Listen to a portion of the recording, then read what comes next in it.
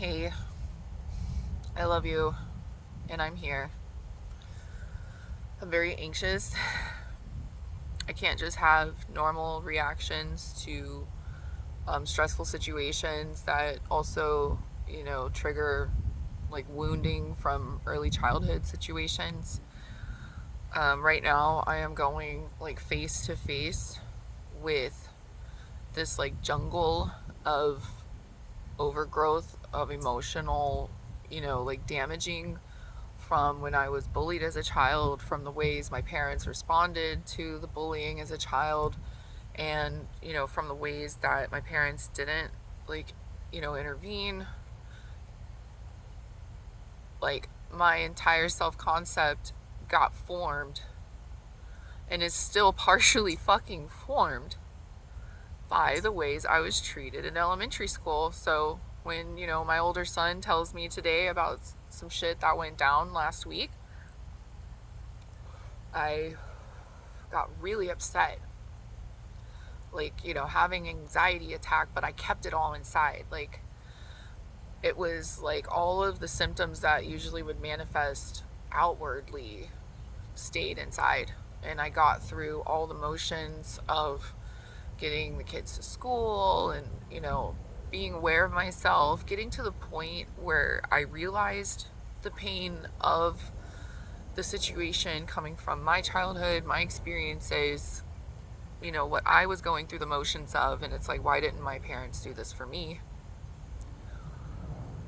Um, I don't think I'm overreacting, because the whole thing with bullying is like just like with grooming, and if it stays in the shadows, it keeps getting bigger. Just like with trauma, like the trauma that I experienced, that is like partially informing my self concept to this day, the way I was treated in elementary school. And so this is like really blessed opportunity, like every single moment that we are in this body is, to become aware of and of ourselves, and to continue to maintain like a sense of how do you put it, like you're aware of yourself through this reality experience.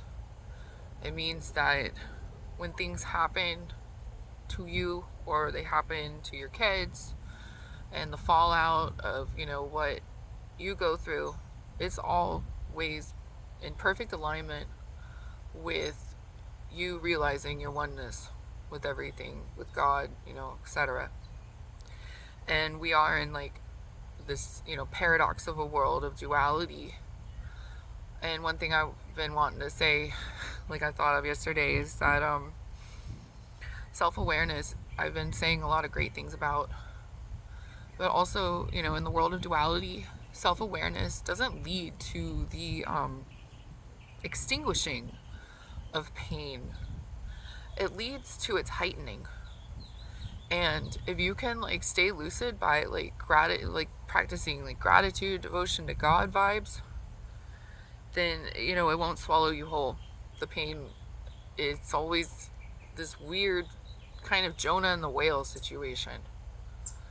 If you can survive being swallowed, then you're ready to survive anything. And that's what I've done a bunch lately, especially with this practice of disclosing the pedophile abuse.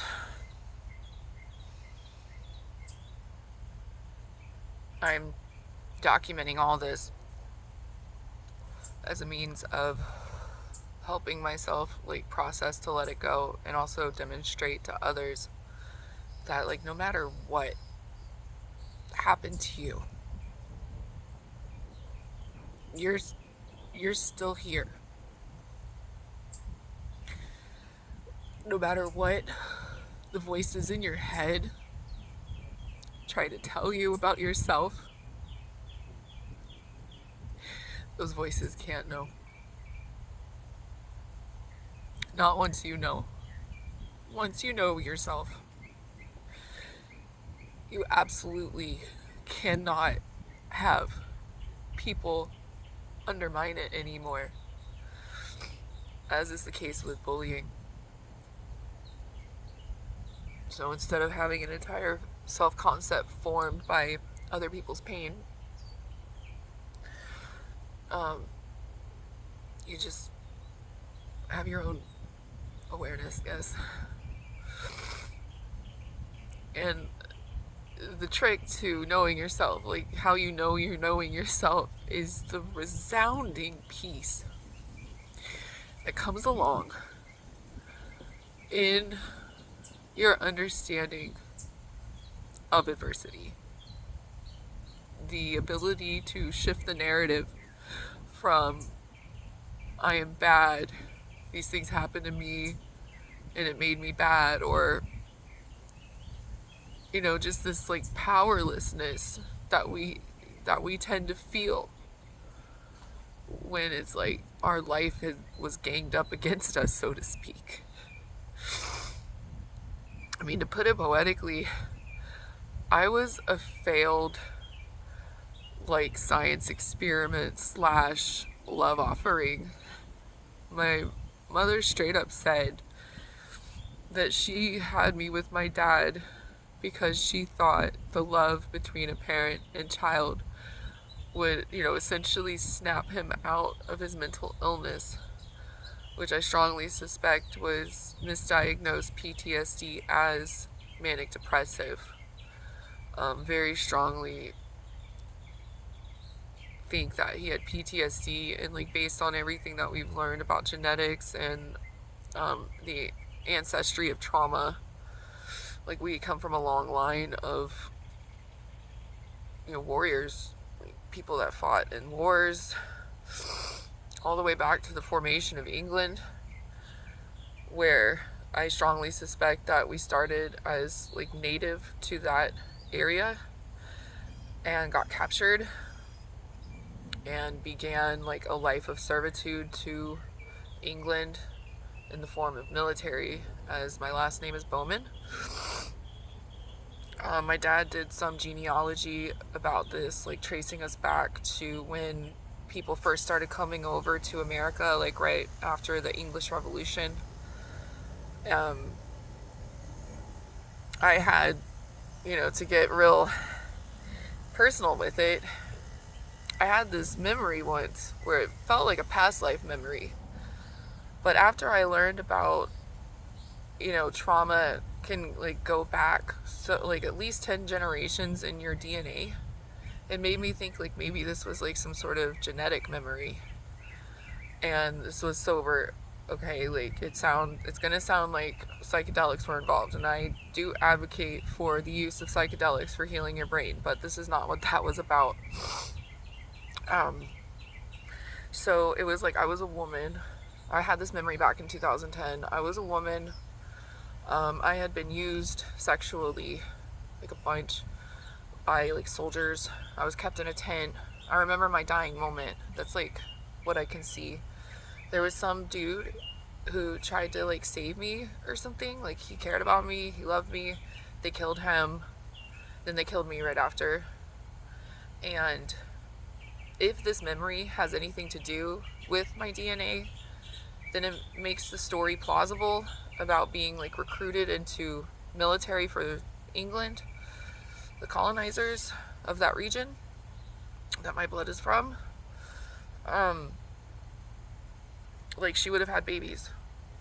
Like they would have kept her, she would have had babies, then, you know, I'm not like invested in this. Like if you were to come at me and be like, oh, you're so full of shit, I'm totally fine with that, because it's not the real, it's like not the present moment. Like what's real is right now, and everything that like we communicate right now is part of right now.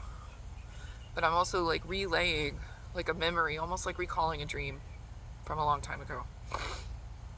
So that's some backstory also into how I have some foundational sense of peace about what I did and what happened to me as a 14 and 15-year-old girl.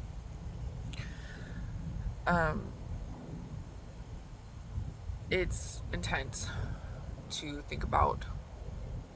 and that context. And again, part of the trick is not being attached to what I think I know about any of this, because it doesn't matter. It matters to you right now if you're listening and you're emotionally invested in what I'm saying and you're like relating to it, you know, because I'm helping mirror you by the honesty and integrity of myself. I can't make any of this shit up. I'm always been into like nonfiction as a writer.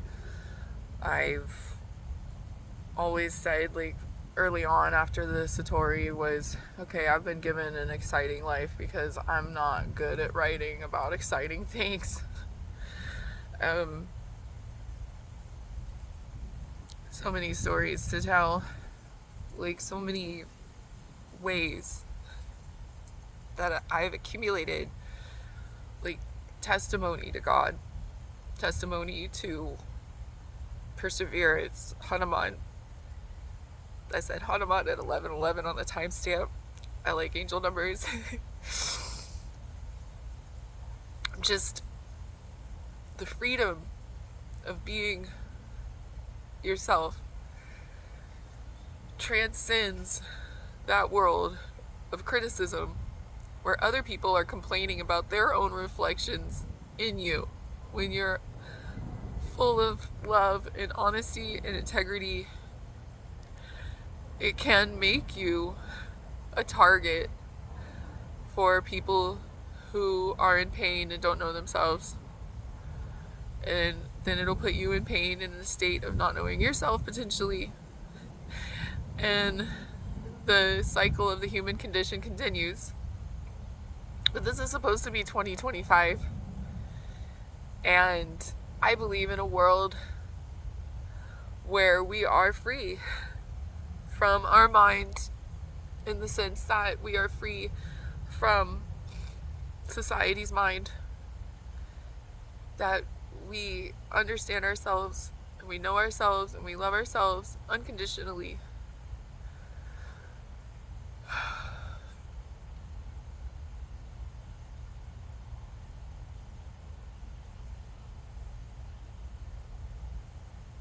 I still feel a lot of anxiety, but I also feel a lot of hope and gratitude.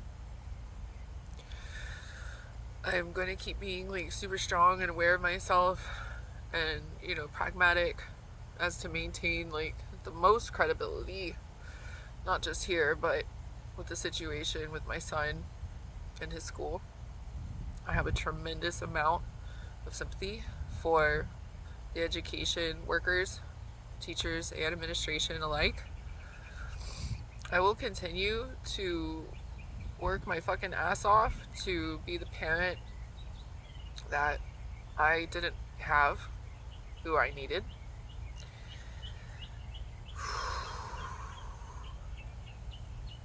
So yeah, the susceptibility of being groomed by pedophiles is a multifaceted thing. There's a lot that goes into it, and I would say at the very beginning it goes into a child thinking they're bad, or otherwise not knowing how to respect, love, and value themselves by essentially never getting that type of shit from the caregivers that they relied on for it. And I'm still reconciling feelings.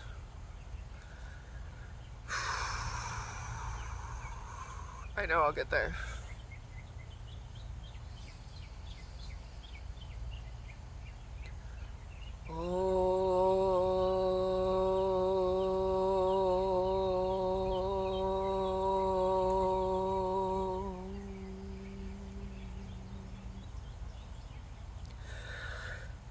Om Bhurvasvaha Tatsaviturvarenyam Bhargo Devasya Dhimahi Riyo Yo Na Prachodayat.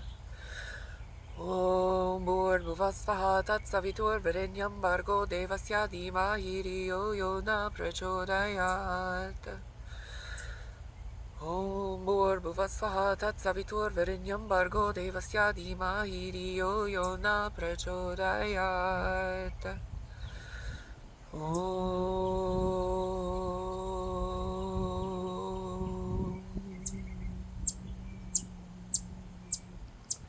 Shanti Shanti Shanti.